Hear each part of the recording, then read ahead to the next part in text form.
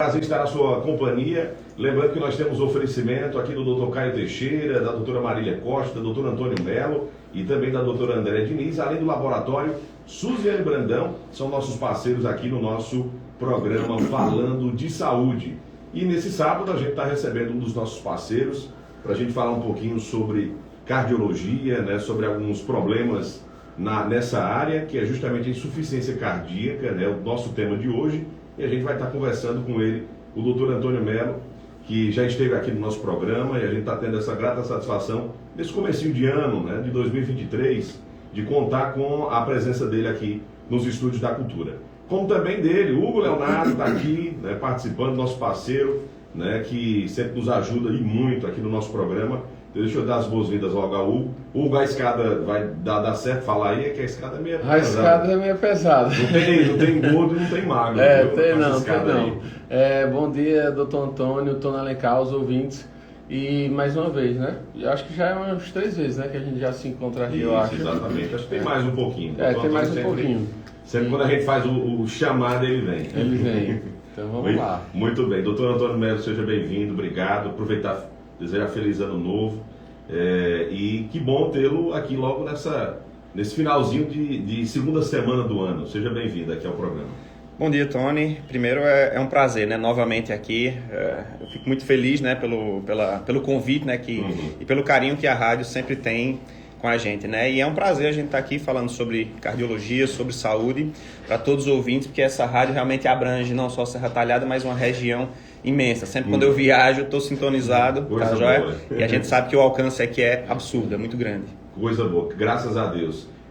Doutor Antônio Melo, só para a gente poder então já adentrar no tema e aproveitar aqui e dizer que o WhatsApp está liberado, gente. Quem quiser fazer perguntas aqui para o doutor Antônio Melo, que é cardiologista, ecocardiografista também, fica à vontade. É o 98874-1314, a gente já está com imagens já lá no nosso canal no YouTube e também Facebook, você pode interagir e também ver a nossa entrevista. Doutor Antônio Melo, para a gente entender um pouco, né, como acontece essa insuficiência cardíaca? É algo que nasce? É algo que você adquire ao longo da vida?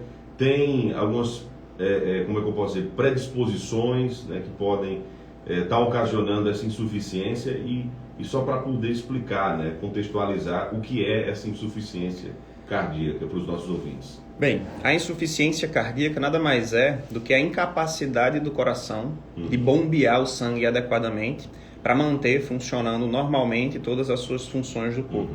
O coração ele fica disfuncionante, tá? Na maioria das vezes, a insuficiência cardíaca é uma doença fim. E o que é isso? Normalmente é uma doença ocasionada por outra doença, tá? Na grande maioria das vezes. Então, se você é um hipertenso descontrolado, coração trabalhando sob pressão durante muito tempo, ele começa a crescer e aí ele não consegue mais contrair adequadamente para manter as funções do corpo. Outra causa importante é o diabetes, né? As artérias entupidas, né? A miocardiopatia isquêmica, quando o coração não consegue ter um fluxo sanguíneo adequado, o paciente que é diabético, né? Que fuma, que é tabagista, é obeso, é sedentário, começa a formar umas plaquinhas de gordura nas artérias, essas plaquinhas vão crescendo devagarzinho e aí começa o fluxo não chegar no coração. Então ele vai sofrendo aos poucos e também começa a crescer. Ela pode ser também congênita, a pessoa pode nascer, né, com ela, principalmente se ele tiver algum defeito congênito. Né, buracos no coração, que a gente chama de comunicações interatrial ou interventricular, ou então quando o coração ele é mal formado, né, durante a gestação. Então, assim, só para realmente reforçar, essa incapacidade normalmente, na maioria das vezes, na maioria esmagadora, é causada sempre por outra doença. E aí é importante a prevenção da insuficiência cardíaca controlando os fatores de risco, né, hipertensão, diabetes, obesidade. Chagas também entrariam. Chagas também entrariam. É uma doença, é uma causa importantíssima, principalmente na nossa região, né? Aqui antigamente era muito comum, em Triunfo principalmente, assim, tinha muita casa de pedra, né? E aí tinha o bicudo, né? O barbeiro se alojava muito lá, nas casas de taipa. Então ainda é uma doença muito comum, principalmente porque ela se desenvolve muito lentamente. Então, às vezes... E não dá sinal de nada, né? Na maioria das vezes não dá sinal de nada, só dá sinal quando o coração já está tendo algum problema. E aí esses pacientes foram picados às vezes na sua infância, né? E a gente só vai ter um diagnóstico futuramente, né? Já eles bem adultos.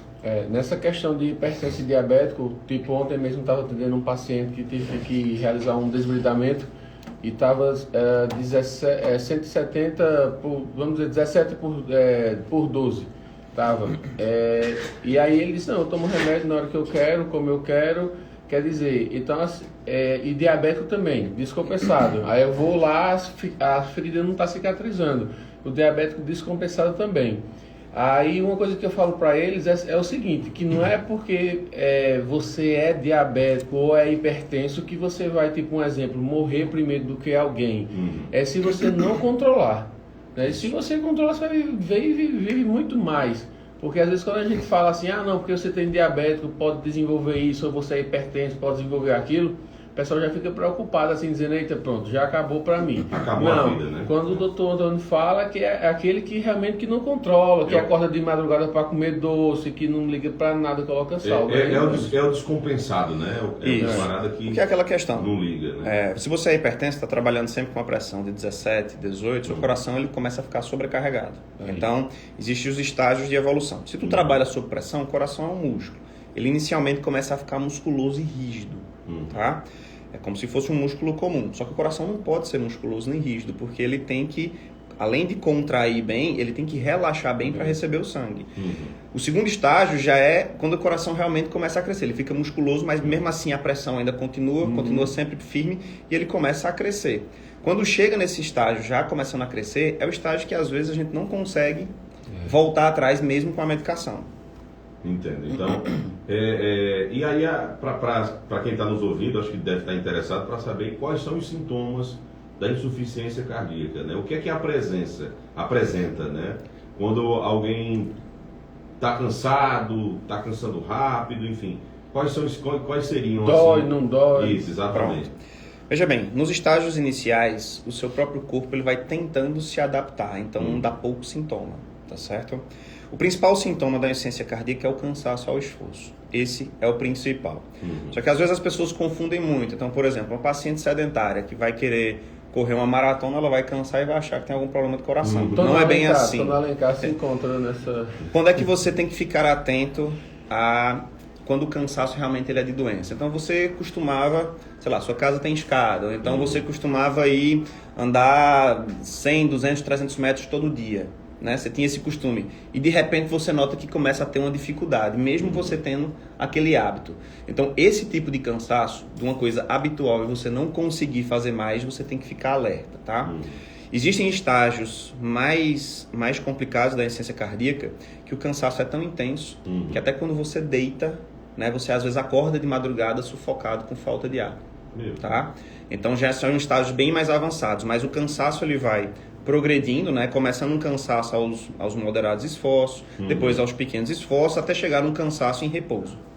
Muito bem, então é importante até para que as pessoas entendam, né?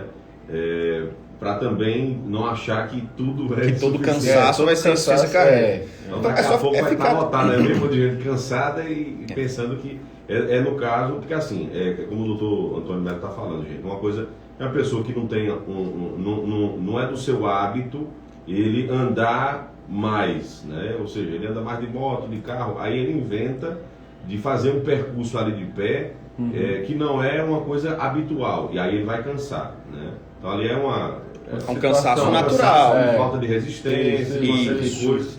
Mas se ele já tinha aquele hábito, né, de fazer atividade, de andar 100, 200 metros, às vezes para casa de um parente, ou então na casa tem escada, ele subia tranquilamente essa escada, de repente ele tem que dar uma fuga no meio da escada, então isso já começa a ligar o sinal de alerta. Uma dúvida que tem, existe algum perfil epidemiológico, tipo dizer assim, mais pessoas negras, brancas, mulheres, altos, baixos, circunferência abdominal maior, existe algo assim mais bem característico ou não? Olha, os principais fatores de risco já são aqueles fatores de risco naturais. Naturais, certo. Hipertenso, diabético, obeso, Mas, todos assim, esses. chega no seu consultório, assim, se tem alguma coisa que te chama a atenção, não? Olha, a maioria realmente não tem essa distinção entre homens e mulheres, tá certo? Nem pela cor, nem por nada. Na maioria das vezes ele é bem democrático, digamos assim. Agora, na maioria das vezes, são pacientes que não se cuidam, hipertenso, diabético e obeso. Certo. Entendeu? É porque tem umas patologias, né, que são bem características. Sei lá, anemia falciforme em pessoas negras. Justamente, né? Mas a insuficiência cardíaca, como são os fatores de risco que acontecem na maior parte da população, os habituais mesmo, então acaba sendo bem democrático e pode atingir qualquer pessoa sem muita distinção. É basicamente aqueles pacientes hipertensos não controlados, diabéticos, né, tabagistas principalmente. Isso, que podem desenvolver esse problema. Criança pode também, aí no caso já seria genético. Não, pode desenvolver.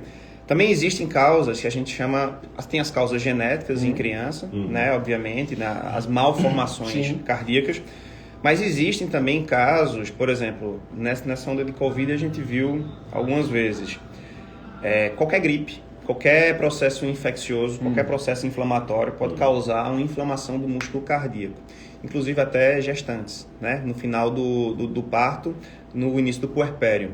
Pode causar uma inflamação que a gente chama de miocardite. E aí esse coração fica inflamado e ele cresce e desenvolve uma insuficiência cardíaca aguda. Tá? Mas então, pode voltar? Pode, na maioria das vezes, tratado adequadamente, o coração volta ao normal. Mas existe uma parcela aí de 30% em média dos pacientes que permanecem com um problema. E mesmo aqueles que tiveram a doença e voltaram ao normal, a gente mantém a medicação. Pro resto da vida. É uma coisa que eu achei interessante, que eu já vi algumas pessoas falando. Por exemplo, uma pessoa é gordinho, né?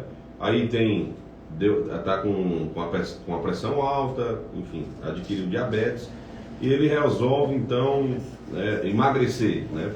Emagrece, né? Fica num peso satisfatório. Ele pode deixar de tomar o remédio da pressão ou, independente disso, doutor Antônio Mello, ele tem que continuar porque se trata de uma doença crônica, que o diabetes e a hipertensão... Esse é um tema bem bacana e veja bem, o tratamento da obesidade, ele faz parte do tratamento da hipertensão. Existem muitos casos, principalmente em estágios leves a moderados da hipertensão, que você só fazendo a mudança de estilo de vida, você consegue o controle da pressão, tá? Não quer dizer que você deixou de ser diabético, deixou de ser hipertenso. Na verdade, você controlou essa pressão com medidas não farmacológicas, não precisou de medicamento.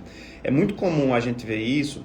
Hoje, o tratamento da cirurgia bariátrica e de algumas medicações para a obesidade, eles estão se tornando cada vez mais eficazes. Você viu uma que foi agora autorizada pela Anvisa, que é o Ergob, né? Isso, que é basicamente a semaglutida que já existia, né? Na verdade, que é um medicamento para diabetes, foi inventado para diabetes, só que nos estudos para diabetes viu-se que ele também causava uma perda de peso muito grande. Não só ele, mas toda a classe que ele pertence, tá? E aí começaram a utilizar novas doses para tentar potencializar esse efeito. Chegaram na dose de 2,4. Isso, que é uma dose que a perda de peso realmente ela é muito boa, tá? Se você manter a medicação. Só que assim, ainda faltam estudos de longo prazo. Porque o grande problema da obesidade é o longo prazo. Né? Porque você tem que perder peso, tem que manter, né? Esse é o mundo, é o mundo ideal. Você pode até perder, mas a questão é manter aquele peso. Manter. Né? Mas hoje existem tratamentos realmente bem diferenciados e muito eficazes. E aí a gente vê pacientes às vezes que têm uma perda de 30, 40, 50 quilos, esses pacientes deixam de tomar todos os remédios, tá certo? Tem que fazer a vigilância, porque eles podem voltar, né? A hipertensão então, pode... Existe essa possibilidade? Existe a possibilidade, muito. Para você ter uma noção, não necessariamente, logo quando a gente dá o diagnóstico, a gente precisa de medicamento. Em alguns casos isolados, se é um paciente com fator de risco baixo, ou seja, o cara não fuma, tem uma hipertensão leve, entre 14 e 15 na média, a gente dá um tempo para ele tentar a mudança de estilo de vida isolada e ver se ele consegue. Se a gente evolui e vê que realmente, mesmo fazendo a mudança de estilo de vida, a pressão não baixa, a gente entra com medicamento. Tá? Mas não é porque você é hipertenso que você sempre vai precisar de remédio. O mundo ideal seria que você realmente fizesse a mudança de estilo de vida e não precisasse de medicamento. Tá? Porque principalmente hoje, A principal causa, realmente uma das principais causas, porque hipertensão é um conjunto de fatores, não é um fator só. A obesidade, sem sombra de dúvidas, é uma das causas principais que ajudam a potencializar a hipertensão. É verdade. Bom, gente, vamos para o nosso primeiro intervalo, né? A gente está recebendo aqui com a grata satisfação o nosso amigo doutor Antônio Melo, que é cardiologista, ecocardiografista, parceiro nosso aqui também do nosso programa, e a gente está tendo a oportunidade, né, de conversar com ele e de trazer dicas importantes. E hoje o tema é sobre insuficiência cardíaca. Você também pode interagir, está chegando algumas perguntas que a gente vai fazer depois do intervalo. No nosso canal no YouTube já tem gente aqui também, né, mandando bom dia. Francisca Santos, Neide Magalhães, está lá em São Paulo, Fábio Melo do Juazeirinho, Luciene Honório também. Então, quem quiser também, a Maria Glória. Então, quem quiser fazer pergunta aqui pelo nosso canal no YouTube, vai lá e aproveita e faz, que nós estamos aqui com o programa Fala.